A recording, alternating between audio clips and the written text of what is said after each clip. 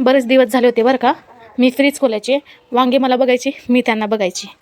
त्यांच्या मते आमचा नंबर कधी येतो म्हणून म्हटलं चला आज तुमचं कामच काढून टाकते. इथे मी घेतले वांगे कापून, तोपर्यंत त्यांचा जीवच निघून गेला होता. बिचारे वांगे. जाऊ द्या, एकदाचेच गेले बिचारे. त्यांना जायचंच होतं, ते गेले निघून. जाऊ द्या मंडळी, तुम्ही दुःखी होऊ नका बरं का. जाऊ द्या, आपण आपली भाजीची तयारी करूयात. इथे बघा मी शेंगदाणे, खोबरं, मिरच्या भाजायला घेतलेल्या आहेत. आता भाजून घेतलं तर का मिक्सरच्या भांड्यात काढायचे आणि मिरची, कोथिंबीर, लसूण, हळद थोडीशी हे सगळं टाकून घ्या आणि मिक्सरला वाटून घ्या. वाटून झाल्यावर वरतून मीठ टाका आणि सगळं वाटण मिक्स करून घ्या.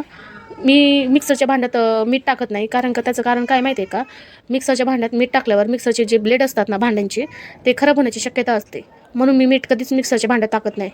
आता वांग्यांमध्ये मस्त मसाला भरून घ्या, दाबून सगळीकडून दाबून भरून घ्या. आता काय त्यांचा जीव गेलाय म्हटल्यावर वांगे आता दाबूनच भरा, काय त्यांना दुखापत होणार नाही. वांगे भरून झाल्यावर गरम तेलात मोहरी, जिरं, कढीपत्ता यांना तळतळ नाचू द्या.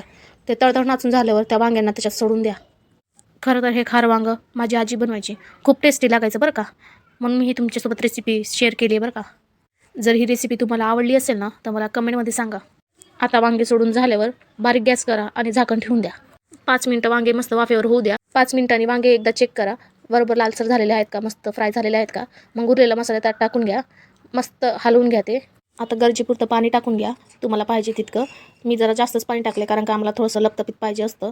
कारण आमची कारभारी वांगं बघून तोंडच वाकडं करतात, म्हणून त्यांना मी एक्स्ट्रा मसाला बनवून ठेवते, कारण का ते वांगे खात नाही. वांगे मला खावं लागतात, मसाला ते खाऊन घेतात.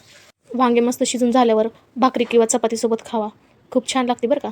एकदा ट्राय करा नक्की.